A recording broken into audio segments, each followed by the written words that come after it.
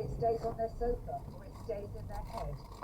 What entrepreneurs do is that they take the first steps. And I always say, it's funny, when you take the first step, then the next step comes and the next step comes. But entrepreneurs actually do something about it. Now, what that something is can be very, very different for different entrepreneurs. It might just be that they go and speak to somebody about it and say, look, this is my idea, I don't know how to do it, can I partner with you? It might be that they've got the skills to do it themselves, but they do something. Lots of people, particularly these days perhaps, start their business as a bit of a side hustle. Do you see more of that? I definitely see more side hustles going on now, and I think that's for many reasons. I think people are very cautious at the moment, and they have reason to be. It's a funny old world out there. So I think sort of the days of saying, oh my God, I chuck everything in and I'm going to give it a go, that still happens, but I think it happens less. What's the stage at which you should have faith in turning your side hustle into a full-time job, something that you're really betting the farm? It's very different for different people. If I'm a young starter, I've got no dependents, I don't have a mortgage, my risk, of course, it's the same risk, but the effect on me if it went wrong would probably be less than if I had children to support and a mortgage to support. But to be a little bit more helpful than that, I think it's when businesses start to begin to have a life of their own. So I describe businesses, it's just like having, I haven't had children, but it feels to me like having children. When they're babies and toddlers, you've got to wander around and make sure that they're still standing, they're still walking, they're being fed, but there becomes a moment when they get a life of their own. They start the business just starts ticking over without you having to use it all the time. And I think that's the moment you start thinking to yourself, actually, maybe this is time to jump. I'm sure there's a comparison about sleepless nights there as well. Oh no, well that's very true. Retire everywhere you go. Pretty much.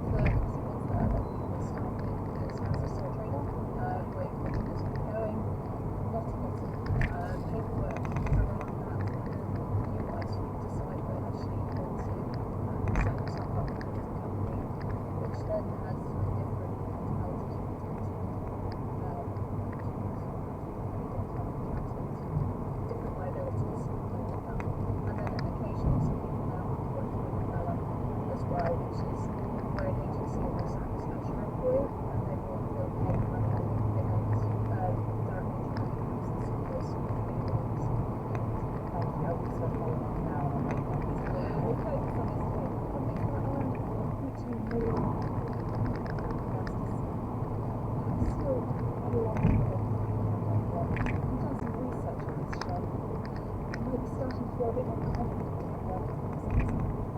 Yeah, we're definitely starting to see it glimmer, but it's returning to some of those highs. So, in the last year, we saw 106,000 people operating against self-employed. A lot of those, like you mentioned earlier, are coming in as we saw 7% increase last year. And rapidly some of them. I'm also seeing the trend of women choosing to be self-employed up to about 11%, which continues a long trend of women choosing to work for themselves. Richard, what about the very beginning of a business? Who do you need to tell when you've started one, and when do you need to tell them? Yeah, I think as Vix was alluding to, there are a number of different ways that you can set up, and the route that you take is then determine who you need to tell. You always have to HMRC, and that of course will depend on you're going to be registering for that, you need to register for that. If you take on employees, you'll need to register for PAYE. If you're a sole trader, you'll be basically registering for self-assessment if you're not already, and then you'll need to and you can use it the second time if you want to, letting HMRC know that you started a business. If you're setting a company slightly different, you have to go through what's called Companies House, which is a government body based in Cardiff. And you have to register the company there, and to some extent they will then let HMRC know about the company, and they'll come knocking and asking you what it's going to be doing and all those sort of questions. Okay. We will be talking about tax later on, all that to look forward to. But first of all, is it briefly, is it important to start saving tax as soon as you start? I think it's important to bear in mind what your tax liabilities could be in advance. That can be difficult because you might not know what profit you're going to make. You might even make a profit, but I think rather than just allowing the income coming in and then spending it, setting aside 20% or whatever it is, whatever tax rate, maybe separate accounts and spend it, so that when that time does come around, you've got it available to you. A lot of businesses really have found that when they don't have the liquidity to actually pay for it. Right, let's hear from someone who is struggling to get their product off the ground, even though you know it is demand. How do you I have a lightning manufacturing with my chef straps. So I have developed a brand new strap adjustment system. push chest straps are an absolute nightmare sometimes. You're always in a hurry with a baby in your arm. So in terms of your product, do you have customers ready to buy? We absolutely do, yes. I suppose this is the frustrating thing, because every stage costs money, it's just constantly chicken and egg. The end market pool doesn't want to take the risk in investing until the product is ready. But the entrepreneur can't make the product ready until they have the investment. What about grants or maybe putting it out to crowdfunding? On paper, it always seems so simple to just go and get a grant or put your name out there and get a load of backing. But when you're the sole person running your business, it's almost impossible, but I will not give up. Ali there, the founder of Ease Twist. Vix, this is really a chicken and egg standoff, isn't it? Ali can't get the customers without the product. She can't get funding for the product without the customers. What can she do? It's a really tricky one. I think it's so hard with so many custom eggs. We are a nation of entrepreneurs, so we do it very well. I mean, I think it's almost a case of maybe taking a step back and trying to decide exactly what kind of business she wants to be, because the different types of funding, while I'm not a funding expert, can't offer specific financial advice, but there's different elements. So a lot of people do start by asking family and friends whether they might want to go in on, to just sort of get that proof of concept, I guess. And then if it does do really well, then you could potentially look at something like a bank loan, and you've got that proof of concept there that maybe gives them some confidence. Richard, it can be really hard to separate your personal finances from the business risk of just starting out. Is there a way, if Ali did do that, she did go to a bank loan to borrow money for her business, can she avoid putting her home and her possessions at risk? Well, as we alluded to earlier, a company might need an option call that, because that means that the company is liable to its own debt rather than the individual. If not, as you say, potentially depends on the terms of the loan, but if security is required, for example, over the house, then that is a significant risk. Obviously, having an asset like that is really helpful.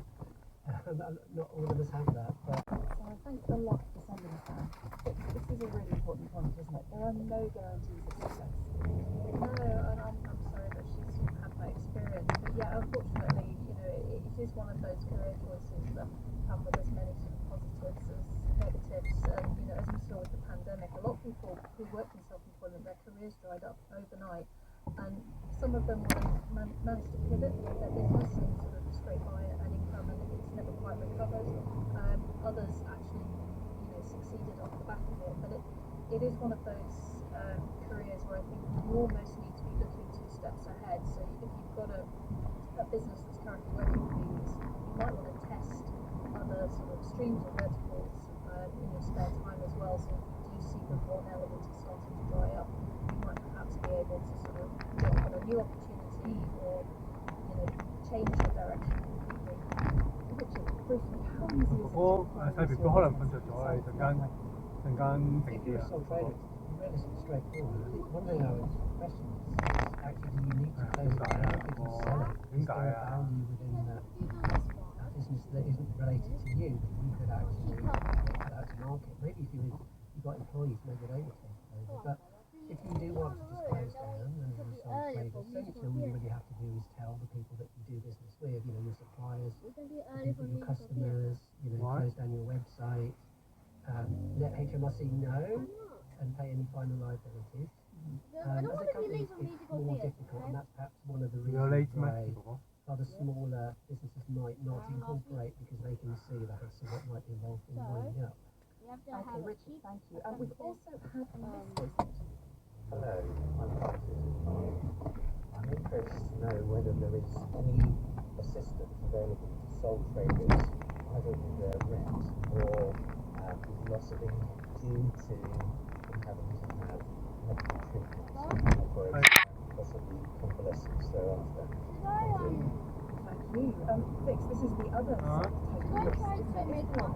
Or just I'm not to do shameless plug of Ipsy, but we do actually offer 咪叫 insurances which 話 cover 話 those 咗係 circumstances. 你學嗰啲 So, yeah, 嗰 you're 啲木 right, you're a sole trader, 寫 you're not, coding working for 寫whatever website 之類嗰啲就可以接 your 落去。 income to be used for compensation.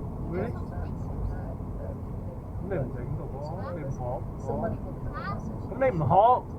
and I feel compelled to say that home insurance are available. Absolutely. Right, I think you should always end the program on that nice talk tax. Thank you, that is the last answer.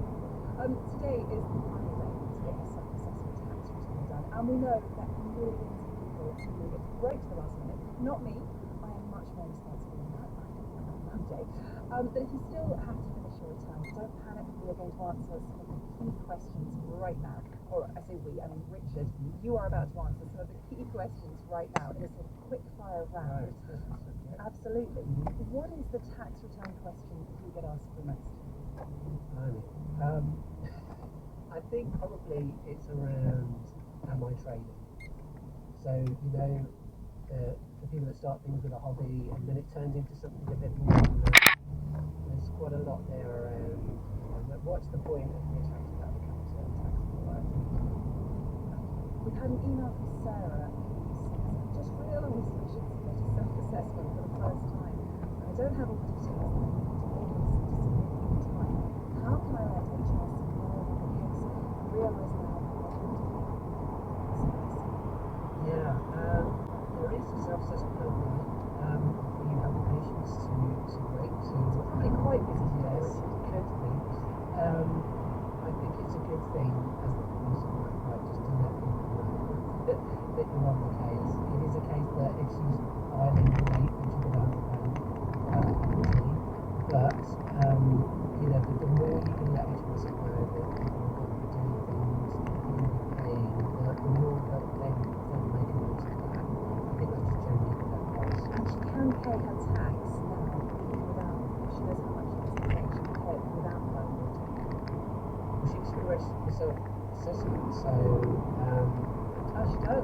She Yeah. does. So she needs to register as well. yes, in order to be able to have an account to be able to pay. So it's a little bit to enable yourself. Sarah, best of luck with that. One thing that might get you on is the HMRC audit, once you're profits, that's skill. And it's all to do with the time control of your accounts. Can you explain what's changed, what it meant from unexpected? Yeah, this is really going to affect businesses that choose a different year-end to tax year. Lots of people go straight to the April way. While there's people in agriculture, seasonal businesses where it's around Easter during the tax year. And some businesses that are international, so they have essentially, rather than calculating one set of accounts for tax year, Might have a lot of time to go as well. well, it shouldn't be a big bill, it's just more calculating. So what HMRC are trying to encourage people to do is to move their year-end to the tax year. It's going to solve the problem, but not everybody is Make it easier in the future. I'm really, really briefly, Richard. What if you made a mistake in savings and tax bills bigger than expected? What can you do in sentence? if your tax is bigger than expected. Yes, if you don't have any enough cash perhaps to your account.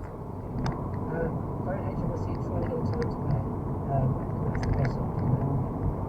They say you're going to pay something, and then they will set up a payment plan for you. That's by far the best way to do it. So get in touch with HMRC. It's always the best news. Right, I think we've taken care of business today. Huge thanks to everyone that's been in touch. Thank you as always to our listeners. Huh? It's Cheating. Chartered accountants. 有出成咩啊？想我收到。 Will Lewis will be back just 我睇下點咯，陣間爸爸就幫睇下幾時放工先啦。 If you want to get in touch with him or Tico about any milestone, the address is moneybox@bbc.co.uk. Until then, have a very good night.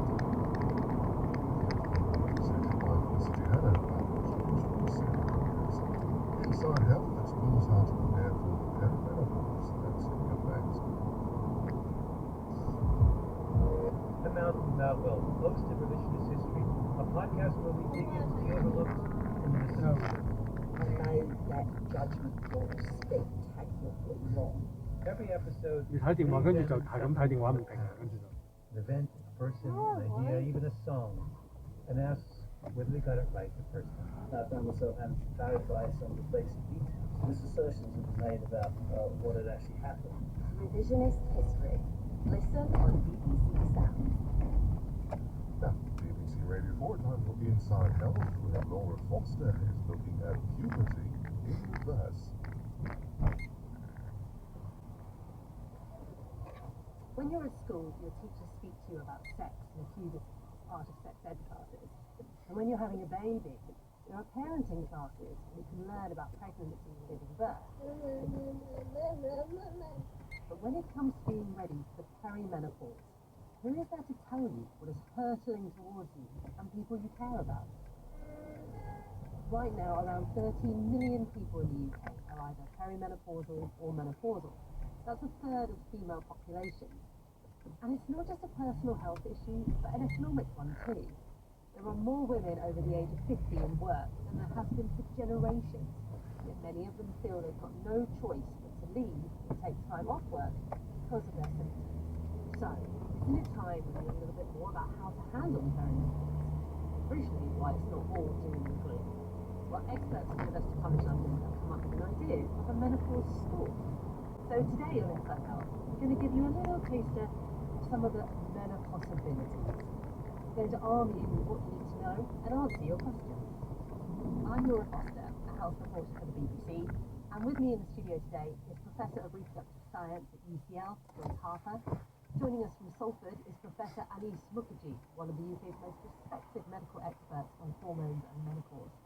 And in Glasgow, we have Dr. Margaret McCartney, Inside Health's resident GP.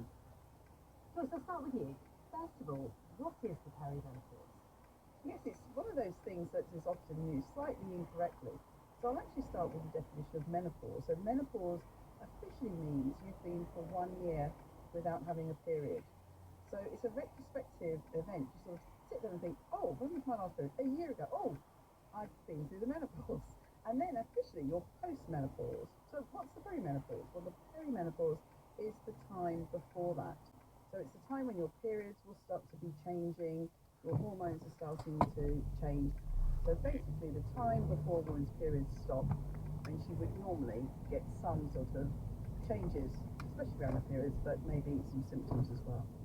Denise, what sort of things go hand in hand with the changes to your period?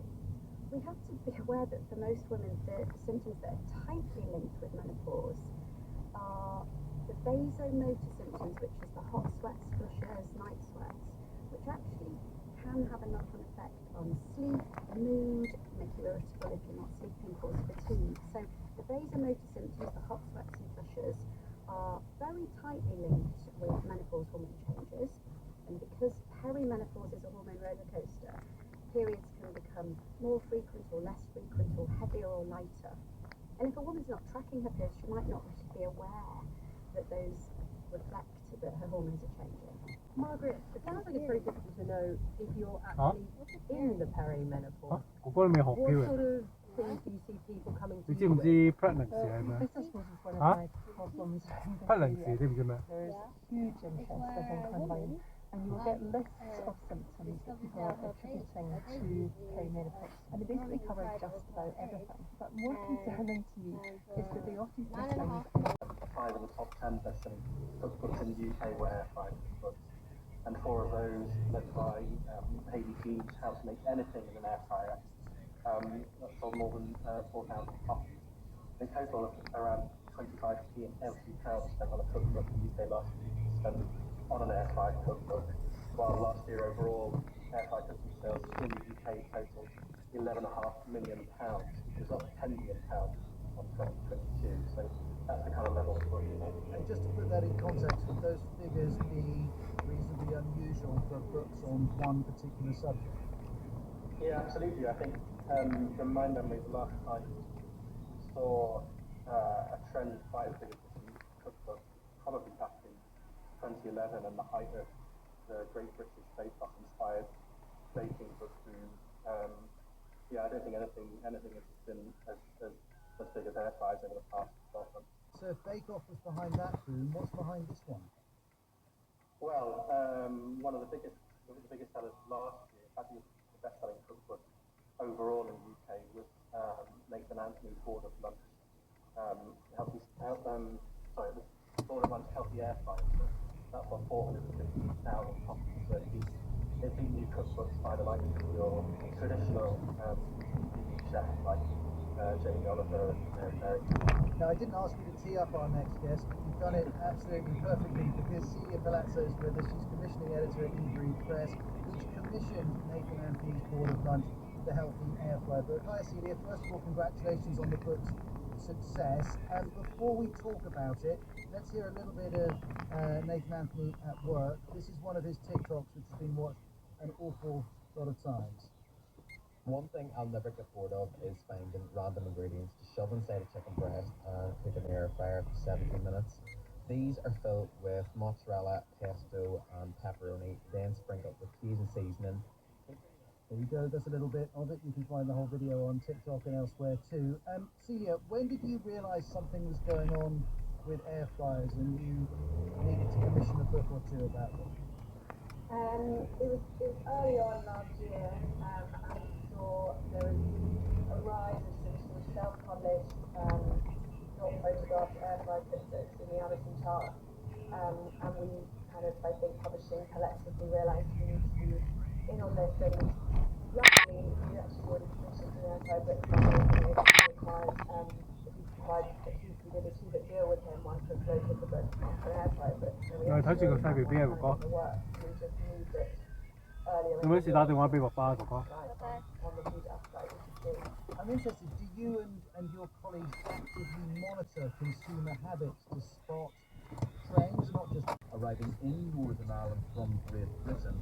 which are destined to remain in Northern Ireland. So if they're not going to go across the Irish border and up into the European Union, they won't be routinely checked. Basically, businesses sign up for one registration scheme, and then the only time checks that are necessary, we're told, would be whenever a crime is suspected, just in line with what happens whenever goods move around the UK anyway. Also, two bits of legislation, one to affirm Northern Ireland's place in the UK, and the other to guarantee that businesses in Northern Ireland can sell their products into England, Scotland and Wales with no trade barriers whatsoever. So those are, if you like, the two main planks. Lots more details besides, but it is really on the basis, I think, of those two particular aspects of the deal which Jeffrey Donaldson, as you heard there, is arguing that the Irish trade border is gone. So they've got some concessions, also some optical changes. So with renaming the green lane for some goods going into Northern Ireland, not expected to go beyond Northern Ireland, they're renaming that the internal market system. I can't remember.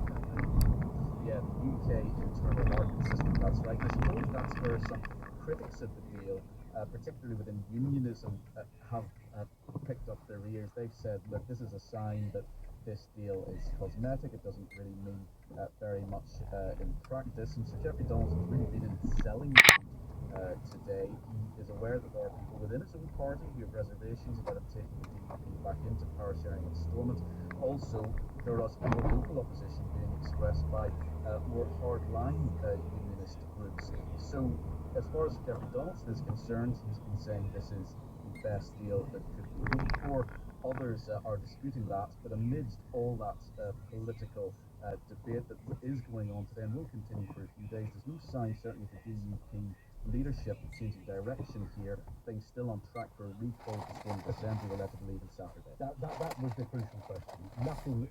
They're in opposition. There's some disquiet. Nothing enough to derail this. Well, there's no sign, I think, of the DUP substantially wobbling. Michelle O'Neill, who's in line to be the First Minister, the first Irish Nationalist First Minister, whatever the Stormont executive does officially return, she said today there's a fair degree of understanding that Saturday will be devolution day. We expect the Assembly will sit perhaps in the early afternoon. A Speaker will be elected, first of all, and then First and Deputy First Ministers appointed, followed by the other ministers in the devolved government. So whilst Jeffrey Donaldson certainly thinks he's got a job to do to try to convince the unconvinced, the substantial part of the deal will remain, and Stormont seems still is coming about. Chris, thanks for that. Chris, talk to the Deputy of the MP for Belfast, Gavin Roberts, live on. Gavin, thank you so much for joining us. How happy are you with what you have got? I think it's a culmination of a long process of negotiation that the government will know that from the position of the Northern Protocol, the protocol which was constitutionally found to Northern Ireland's position that had at its heart the deficit of Northern Ireland combined by the policy of the European Union on those laws, and whether it's going to be trade barriers from one part or implementing to trade from one part of our country to another. So we took years now to engage in right the wrongs of the person on the people and it was a significant progress, and I really significantly satisfied with it. Substantially progress in each of our sectors, but comes to the only the part of this thing that we call shared institutional activities. And part of what we suggested was an optical change of the way they looked at the things going. But in the end, well,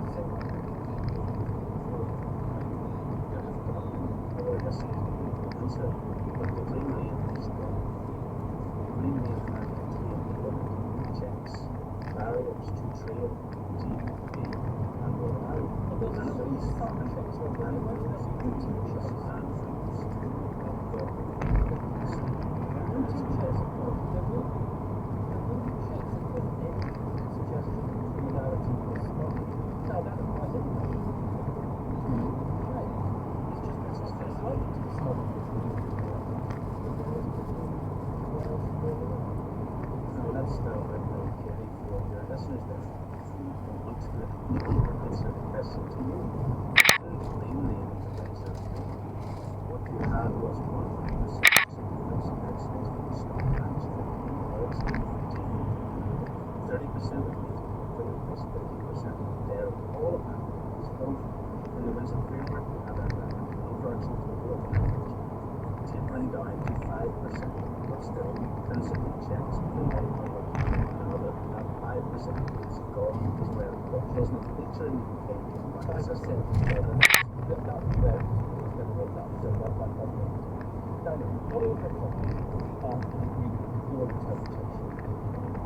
Let's just listen to a clip of Sanchez, one of your fellow investors, talking in.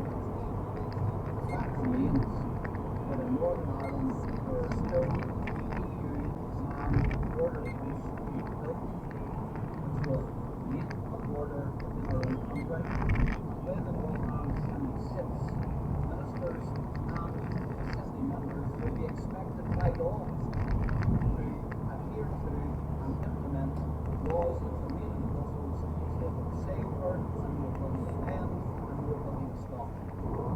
This is a result of this spineless, deep recognition of refusing to take on the EU and its interference in Northern Ireland.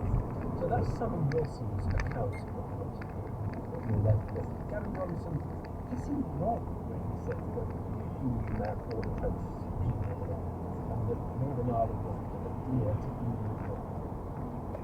He is wrong in respect that there will be a border facing within this agreement. There will be infrastructure, the red infrastructure for those so those are goods transiting through Northern Ireland and staff by UK officials. Let's focus on the position of the law, because I really just want to be clear about what the status of Northern Ireland is. Boris Johnson tweeted something in the today, because he tweeted, 4 years on from Brexit, we celebrate the restoration of this country's democratic power to make its own laws and rules. With those Brexit freedoms, we have introduced, and then he gives a list with the example, we introduced improved standards for animal welfare. And my understanding is that the animal welfare changes that have been introduced in GB don't apply in Northern Ireland, because Northern Ireland is in the single market, so it can't have its own rules on animal welfare. Is that right, under the arrangements now? No, it's not right either. It's a very superficial interpretation. Bear in mind that Boris Johnson as Prime Minister and somebody who created the Minister for the Union position when he was in Downing Street delivered the Northern Ireland Protocol that we are trying to resolve. So what we are dealing with now is a consequence of the political choices that he made during his time as Prime Minister of the United Kingdom. So I don't think he is right to characterise it as he does. Secondly and separately, we have made access into the EU single market. We have that because of our geographical position and some of the political leanings in Northern Ireland. Now, as part of our 7 tests, and the tests that we outlined in 2021, they do not say anywhere that we should remove the application of EU law. They say at test 4 that we should give people who are now the right to have a say on the laws that apply to them. And within this agreement, and following on from this agreement, we should know that dynamic alignment has been smashed. EU laws that change within the EU do no longer automatically apply to the people of Northern Ireland. Not only does Stornham have a role and a say and a break in that process, our UK sovereign government has been given. What are you moved on to? Just one last thing. Sinn Féin will be pressed in the country first. Because you moved on to you. I just wonder how different you feel. 你攞啲啊 Why do you say pressed? 你攞剩嗰啲俾翻爸爸。Well, because the DP prefers there to be a first minister and a second minister rather than 2 first ministers who have equal status. And that would really be preoccupied that place. And that's why the DP wanted to post in this. They are, always have been, and always will be joint posts, joint offices. That's a matter of legal fact, a matter of constitutional fact, and that does not change. We have shared that office with Sinn Féin since 2007, and it is a joint office. one minister cannot do anything without the assent and agreement of another, and that is how it continues. So the reason why I'm pushing back on you is that I think, some are maybe getting themselves just a little too excited on the political realm. I think it might be there. I haven't been interested in optics in this at all, so thank you. Gavin Robinson, really good talk. Thank you so much. Still no sign of press conference yet. It's coming up to 5:20. Let's have some headlines now. Russia and Ukraine have completed their first prisoner exchange since the Russian military paid them around 6 days ago. Moscow said it is a straight saw ballpark with a 95 each, but Kyiv said 270 Studies investigating the fatal stabbing of Kiev's walls Bristol made 3 more arrests. The were attacked on Saturday. New figures show that nearly 4,500 people were sleeping rough in London December last year. Thank you, Vici. Now, Nicola Sturgeon is facing a day-long grilling at the Coast Guard. Eccleston went in, and again, at the inquiry, much of the discussion has been less about COVID policy, more around material law. But it has been in other respects. Nicola Sturgeon leading public was not locking down first in March. Let's listen to some of the exchanges. First, those deleted messages. Ms. Sturgeon was asked about them by the lead counsel, Jamie Dawson. You knew at the time when you made the statement announcing the Scottish Court inquiry that material which you had to exchange messages, informal communication, would assist in the very important means of the inquiry, scrutinising the decisions that you make. And you knew at that point that those messages had been destroyed. I knew, yes, that I had operated in line with a policy that I had operated in line with, and advice that I had from the outset of my time as a minister to ensure that conversations with others in government with any impact or relationship to government business shouldn't be kept on the phone, it could be lost or stolen, but properly recorded. And I was very cognisant of, and had been from the start of the pandemic, so not just at the points in time that you are referring to from the start of the pandemic, of my duty to ensure that anything of salience, relevance, substance to the decision making of the government would be properly recorded through the Scottish Government record. So ultimately admitting to deleting messages because they were recorded. Now, Nicola Sturgeon went on to say that she didn't like using messaging services like WhatsApp as part of day-to-day government business decisions. I want to be very clear that it was not my practice to not just not take decisions through informal messaging, but have substantial or lengthy or detailed discussions about government decisions through these means. It's not my style, it's not my practice, it's never been my practice, not least because I don't think it is a good or effective or helpful way of reaching decisions, not just taking decisions, but it's not a helpful process in reaching decisions either. Now, perhaps the biggest moment of the day came at around lunchtime, when she was asked about her personal reflections of her time in charge during the pandemic. I was the First Minister when the pandemic struck. There's a large crowd of me that I hadn't been, but I was, and I wanted to be the best First Minister I could be, given that it's for others to judge.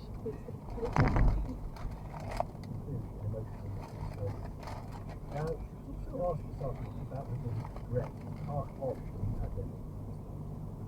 I can't see, and I don't know that anybody can say with certainty what difference it would have made in the overall trajectory of the pandemic and the outcomes of the pandemic.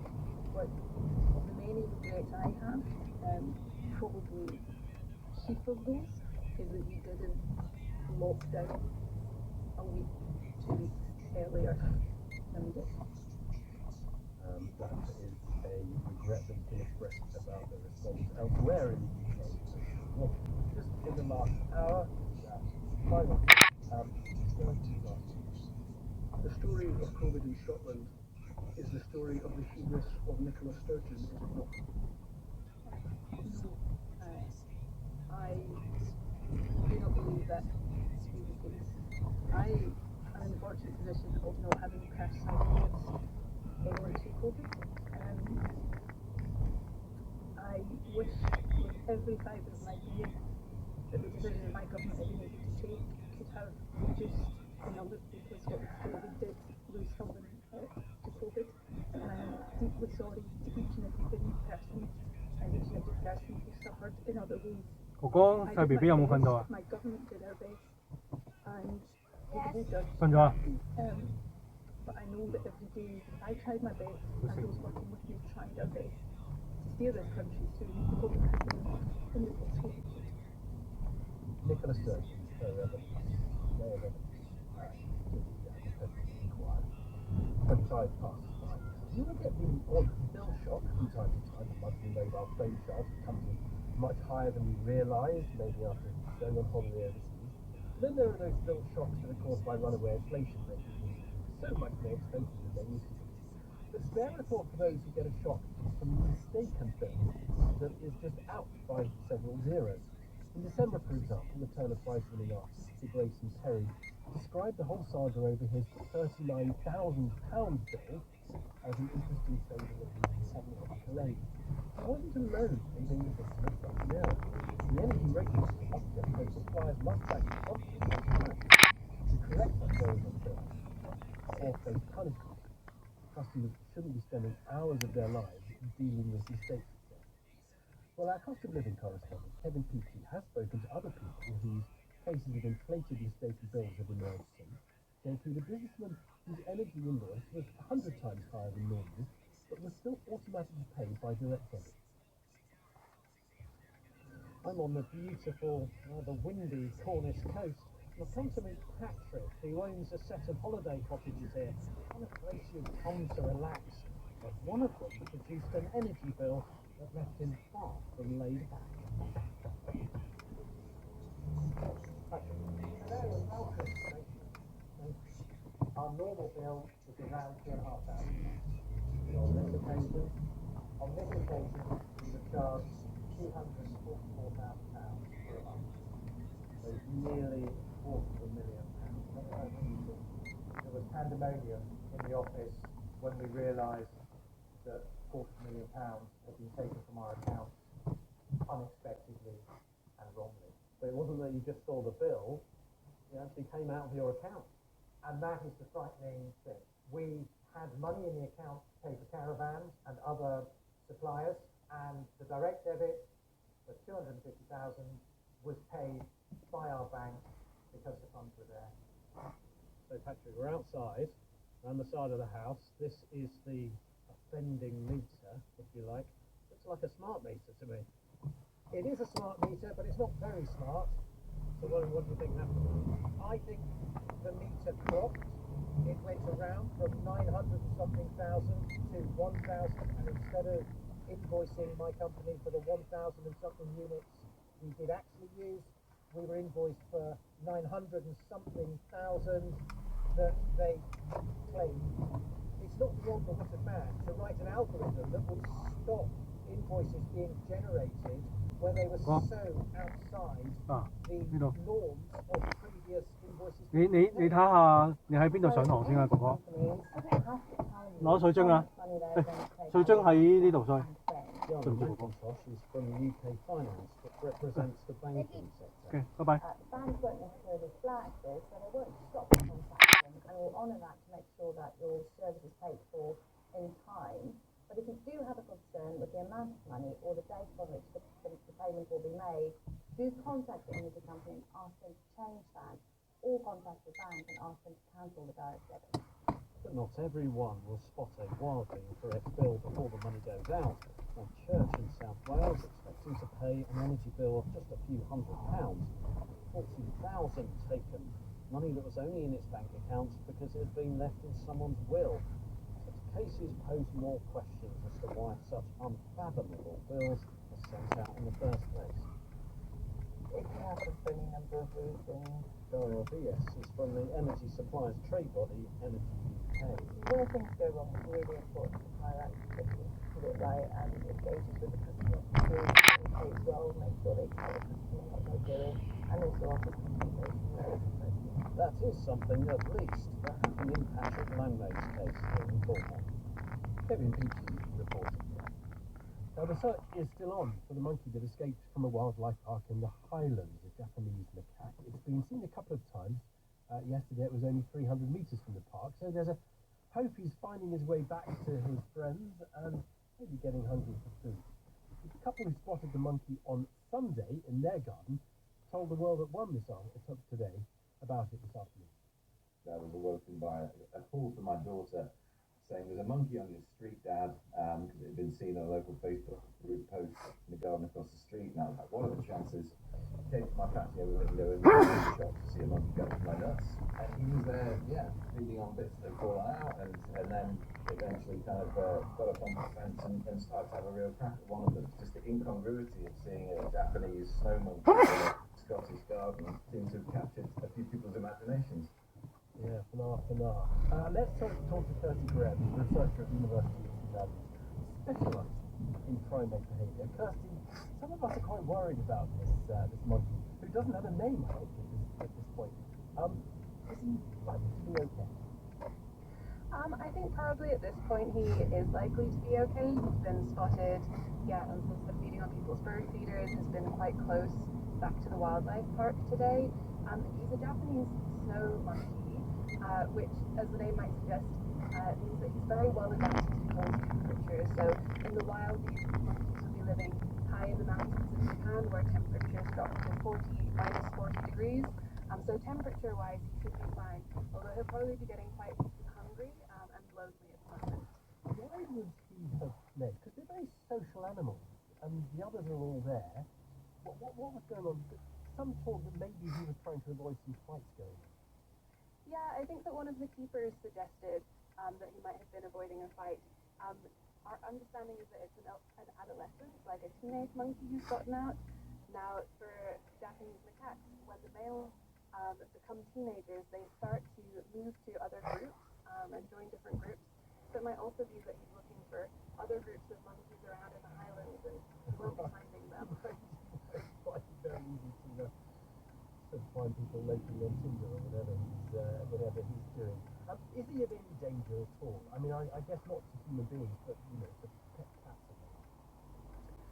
He shouldn't be, and I think probably the inverse is that if people have their dogs off leash, that might be a threat to him. The advice from the Royal Zoological Society of Scotland is not to approach and to contact them immediately with any information if you do sight him. Would they not, if they see him, put a dart into him just to stun him and then take him out? I mean, I suppose because he's been seen around and yet he's still out and about.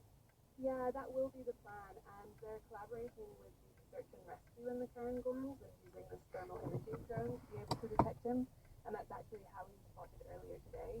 So as soon as it is safe to do so, they will probably tranquilize and safely recover him, but they need to make sure his safety is the priority when they're going through that dark process. All right, well, Kirsty, thanks for that. Kirsty Graham from University of Japan. Good luck to those searching for this. Now, 8 minutes to 6, and Michael Burke is here to tell us about the moral major team. Michael. Two killers, two very different sentences, one debate, the purpose of punishment. Here, Valdo Calacane, avoided prison after going on a rampage and killing 3 people, was gone to a secure hospital instead because he was mentally ill. The victim's family is furious, saying he's got away with murder and justice failed them. In America, Kenneth Smith has just been executed, stifled in his life gas after 30 years on death row. The family of the woman he murdered talk of justice finally being done. What's the punishment for, and who is it for? In particular, how much say, if any, do the victims and their families have in the outcome? Justice and punishment. Tomorrow night, I think, at 8 tonight. Thank you, Michael. It's now 26 to 6. You're listening to PM and a summary of news as the hour. The Northern Ireland Secretary for Stephen Harris has set a deal to allow the return of power sharing, which is the right one for the Union. The Democratic Unionist Party is dropping its boycott of small government after an agreement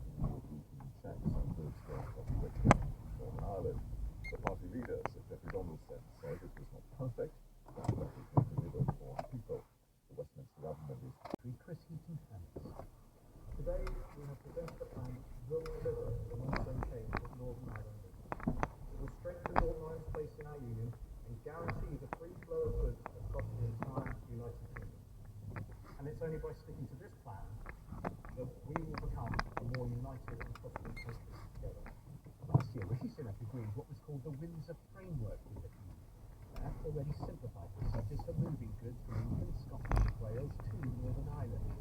It had in place a system of declarations that had to be made and some spot checks. The government says it will be rationalised further, less paperwork and fewer checks. There will be other measures to reassure unionists written into law, stating Northern Ireland's place in the UK, along with new bodies, such as a panel to monitor how the arrangements are working.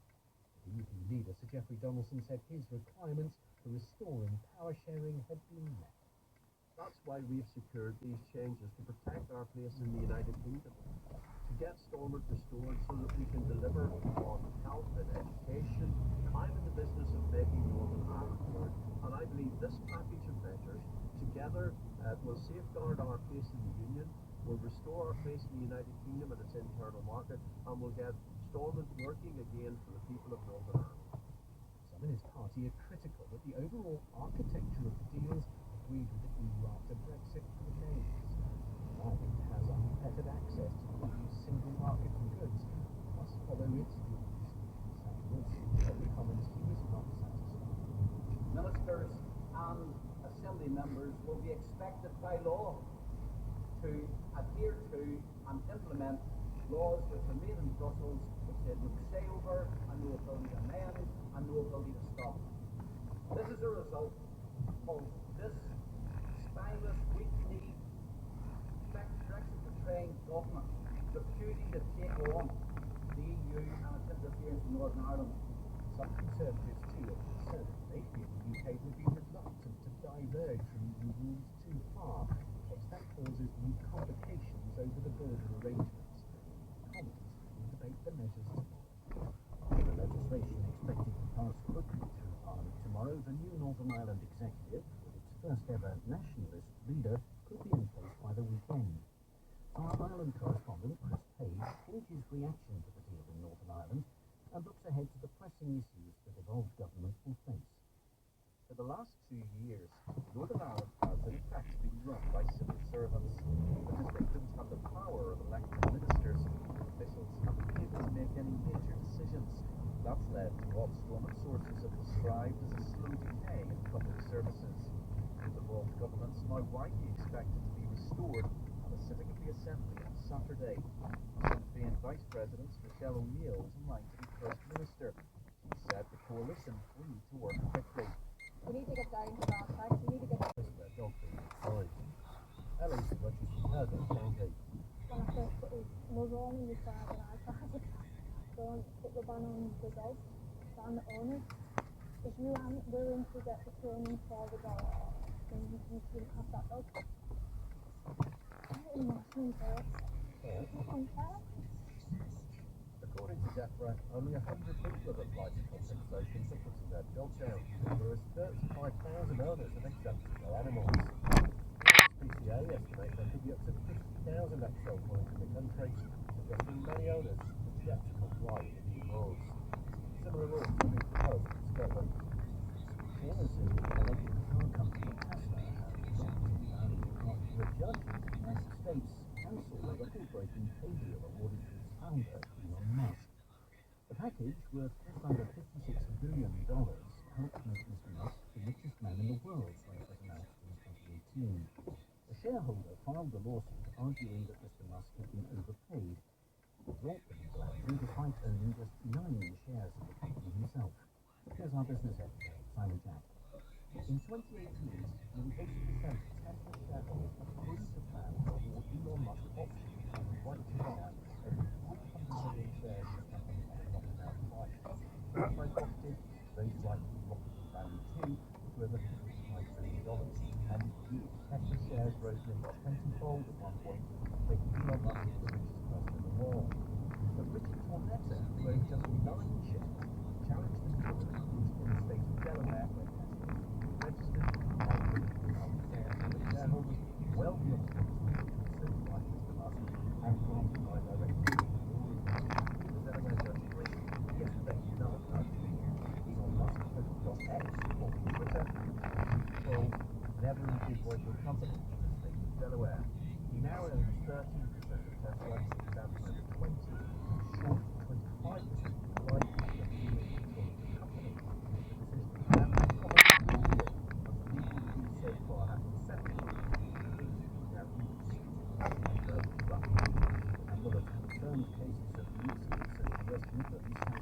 with 260 in an outbreak which started 4 months ago. That's 75% of all the cases in England. The disease was once eradicated in the UK, but has returned in recent years, partly because vaccination rates have fallen. Our Midlands correspondent, Paul Nash. The outbreak is causing serious concern here in the West Midlands. 4-month-old Ezra Barrett caught measles 3 weeks ago. He spent 6 days in hospital with fever, a rash all over his body, and breathing difficulties. He's better now, but his mother and father, Carl and Davina Barrett, said the experience was extremely frightening. Quite scared, really, because with being so young,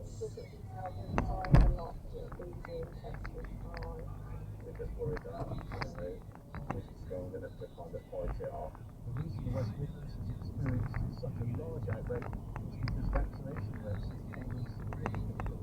Nationally, for under 5s, the rate is 85%, but they need to be higher than 95 to create herd immunity.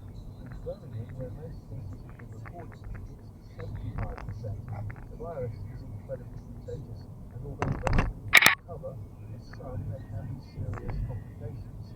In rare cases, it could be fatal. The High Court in London has ruled that the former Justice Secretary James Raj acted unlawfully. He refused to increase pay for criminal defence solicitors by what had been recommended by an independent review. The Law Society's complaint was approved. Our legal correspondent Dominic Casciani has the details.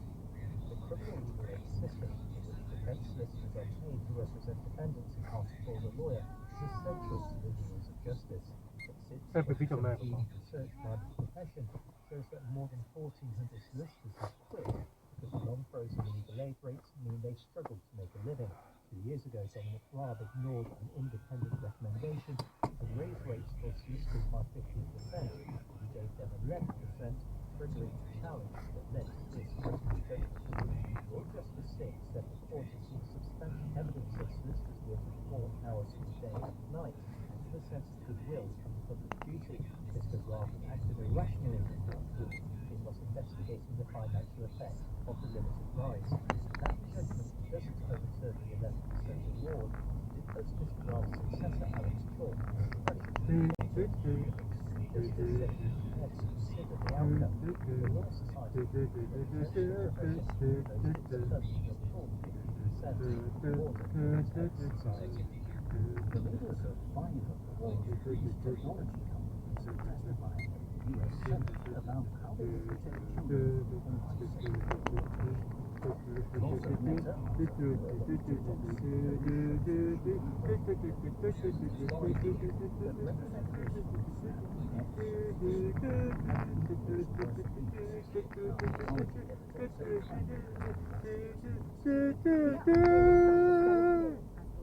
有冇聽過呢首歌嗰個？ Lawmakers from both the Republicans and Democrats are angry, as are the parents. 哥哥，你覺得我哋可唔可以3個一齊沖涼？ We've had 我哋可唔可以3個一齊沖涼？ exposed to the worst forms of harm in social media platforms, and parents overwhelmed by the responsibility of trying to protect their children. Lindsey Graham, a Republican senator, 即係我哋同細 B 沖涼嗰陣時，跟住我哋自己去沖涼，你覺得得唔得？ Yes, why not? You have a product. You have a product. There's too many people. When we had cigarettes, killing people, we did something about it. You're going to talk about guns, we have ATF. Nothing here. There's not a damn thing anybody can do about it. Mark Zuckerberg, who maintains Apple and Google to provide the answer to keeping children off apps, said their app stores protect older child users rather than use individual platform companies to do so. But the many tools created by the tech companies to help haven't solved the problem, and politicians have been unable to agree on legislation designed to enforce a safer experience. You have to wonder what the parents in the news today made of the admission of TikTok CEO Shou Zi that his own children do not use the platform because in Singapore, like this, there's no version of it for undetermined.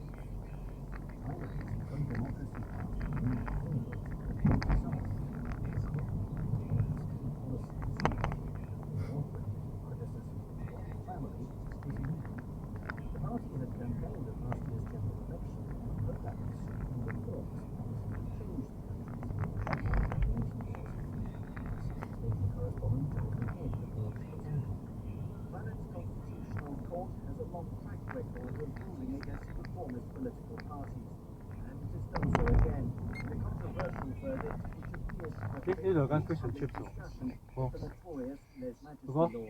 The 呢度 court's 9 judges 呢度有間 decided fish and that a chips。 campaign promised to amend it by the youthful Move Forward Party in last year's Huh? election amounted to an attempt to overthrow the entire political 你講咩？ system. Move Forward claimed that this would prevent Thailand from having a sensible conversation about the law. We've tried our best. 有冇綁安全帶啊？你嗰 Very 個 true intention of 嚇？ finding the 有冇綁安全帶啊？ proportionality of law between the protection of the monarchy and freedom of speech in modern Thailand.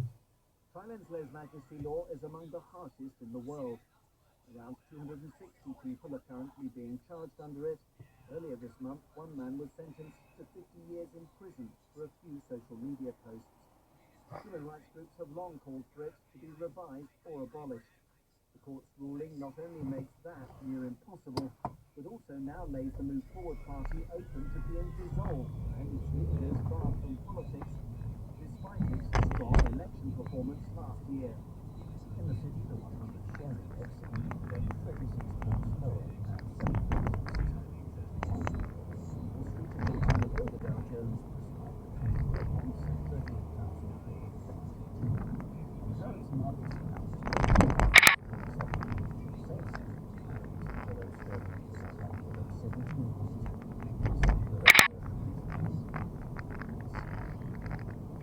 one of the last surviving female members of once particularly born Vietnam's Special Operations Executive, Nicola Tremont acted as a courier to help ground air troops to safety. She made at least 3 journeys into highly volatile areas of France, including their parachute. Joe Black looks back at her. As France fell during the Second World War, a new volunteer fighting force was established. Special Operations Executive, or SOE, was a network of underground agents which stretched across Europe. Their mission was sabotage and subversion of high enemy lines. Now, one of the last major actors in this group, Nicola Tremont, has died at the age of 97. Anglo-French teenager who lived in northwestern England with her parents spent 3 years as a courier for the SOE. She was given percussion training and the code name Teddy and was dropped into occupied France several times from the age of 17. Eleanor Rance, director of Soul for Aim Benefits, met Nicola Tremont at church in her later years.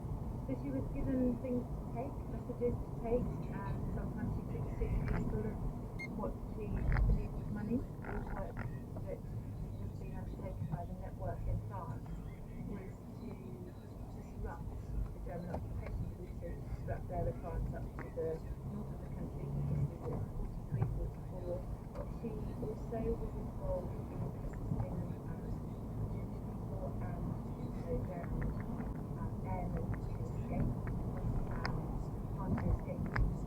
She was awarded an MSc with 50 years working for the Soldiers, Sailors and Airmen's Families Association as a midwife and a volunteer, helping serving personnel and veterans. Her friends say she died peacefully at her home, the way she wanted to. Mark Knopfler of Dire Straits has put more than 120 of his guitars and amplifiers up for auction, with a quarter of the proceeds going to charity. The sale at Christie's in London features Les Paul used to record the hits Money for Nothing and Brothers Series. Country correspondent Roy Dandy has been watching the sale of what Knopfler called his treasured six-string guitars. Dire Straits became superstars in the mid-80s with their hit single Money for Nothing, a satire on rock excess in the MTV era. Now, the guitar that its frontman, Mark Knopfler, used to record the song, as well as Brothers in Arms, has been sold at auction for almost £600,000. Most of his collection went on sale, spanning the entirety of his 50-year career. Among the lot was the Pencil Sword, a Knopfler used for the Nelson Mandela 70th birthday tribute concert in June 1988 to play hits including Sultans of Swing. He also sold for more than £500,000. This is lot number 42, the extremely rare, and this is a 1950 59 Gibson Les Paul with a sunburst finish, not to describe as killer, for £515,000. That price doesn't include the buyer's fee, which will take the final cost closer to £700,000. Also on sale was the Gibson Les Paul Gold Top Guitar, which is signed by Knopfler as well as Paris Jackson, Brian May, Bruce Springsteen and other famous musicians. A quarter of the proceeds from the auction will be divided equally and donated to the British Red Cross, Tusk and Rose Heart of the North East. Before the auction, Knopfler said he hoped the instrument would find loving homes and would continue to be played. Nicola Sturgeon has given emotional testimony to the COVID inquiry into Mrs. English, who tried her best to steer Scotland through the pandemic. Northern Ireland Secretary Chris Heaton-Harris has said the deal to allow the return of power sharing at Stormont is the right one for the EU. Vladimir Putin has launched his campaign for re-election as Russian president. The heads of some of the world's biggest social media companies are facing questions at the US Senate on their record of protecting children online. The USPCA says thousands of owners of Excel Blue Dots have missed the deadline to register documents. BBC News. Read this evening by Charles Carroll. Just before the 6:30 comedy, let's look ahead to a late night comedy tonight at 11. Hello, I'm Ashley Snowden. I'm a stand-up comedian and I want to welcome you inside my life and my brain. In my new series, What's the Story, Ashley's Story, I'm going to dip you again to friendship, family, death and love. All from my unique but very relatable authorities. I'm navigating the world of autism, comedy, and just a few niche cultural references. I thought it was a bit of fun. No? Listen to What's the Story, Ashley's Story, starting tonight at 11 on Radio 4. And you can find all of the first series on BBC Sounds. Now on Radio 4, first broadcast in 2019, Sally Phillips stars as the social worker with all of the PC jargon and none of the practical solutions. Claire in the community. Today, Claire's experiencing a run of bad luck.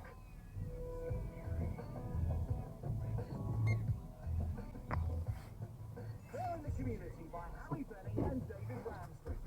Unlucky Louis. At his reign shall be chaos. His dominion will be suffering. Bow down, evil mortals. Give a reason